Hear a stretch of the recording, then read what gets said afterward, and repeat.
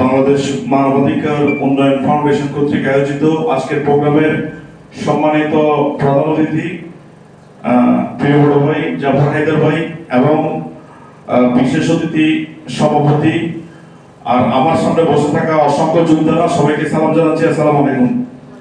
সর্বপ্রথমে যেটি শেয়ার করতে চাই সেটা হচ্ছে আমরা যে প্রোগ্রামে আসছি এটা হচ্ছে একটা মানবাধিকার প্রোগ্রাম।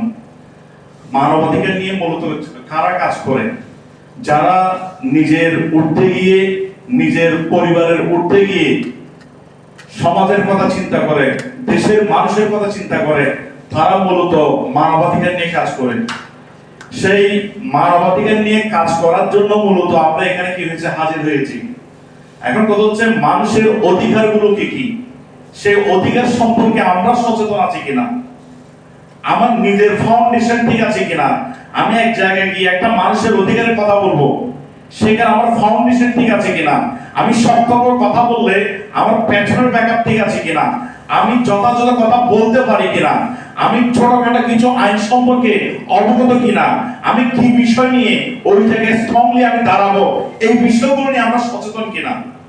এই জন্য আমি সর্বপ্রথমে বিনীত রিকোয়েস্ট করব, আমরা এই মানবাধিকার ফাউন্ডেশনে যারা আছি তাদেরকে ওয়ার্কশপের স্টাইলে আমি বলবো যে কিছু ক্লাস হচ্ছে কিছু ভিডিও টাইপসের ক্লাস বা বিভিন্ন ভাবে প্রশিক্ষিত করা, আমরা কি কি সেক্টর নিয়ে কাজ করব এবং আমরা এই যে মানুষকে সচেতন করব অথবা বিভিন্ন সমস্যার ক্ষেত্রে আমরা স্ট্রংলি ওখানে কি করব দাঁড়াবো, এই স্ট্রংলি দাঁড়ানোর ক্ষেত্রে আমরা কি কি বিষয়ে দাঁড়াবো এবং আমরা যথেষ্ট পরিমাণ ব্যাকআপ পাচ্ছি কিনা, নাকি ওখানে আমাদেরকে নাজেহাল হয়ে আসতে হবে। এখন একটা বিষয় হয় সেটা হচ্ছে আমরা যখন কোন একটা থানায় যাই, কোন একটা নেগেটিভ বিষয় ফেস করতে যাই, যখন বলি মানবাধিকার এর সদস্য, তখন কি ধরে খুব নেগেটিভ চোখে দেখে ব্যাপারটা, অথবা অনেক জায়গায় পাত্তা দিতে চায় না। তাহলে আমরা স্ট্রং ওই জায়গায় দাঁড়াবো, এই জায়গায় আমাদের ভিতগুলো আমার মনে হয় আমাদের অনেক শক্ত করা উচিত।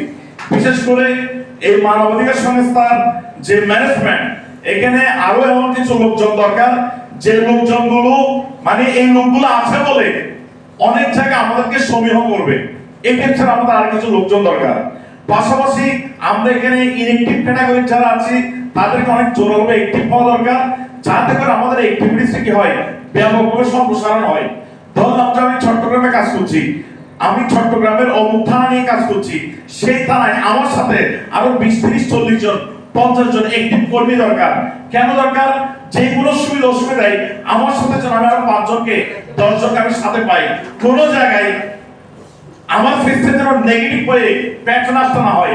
আমি পেছন আসা মানে আমার এই মানবাধিকার সংস্থাটা পিছিয়ে আসা। তাহলে অভিভাবকরা আমাদের কাজ করতে হবে, আমাদের সদস্য সংখ্যা ডেভেলপ বাড়াইতে হবে, আমাদের অ্যাক্টিভিটিস বাড়াইতে হবে, যাতে করে আমরা ওই জায়গায় স্ট্রংলি দাঁড়াইতে পারি।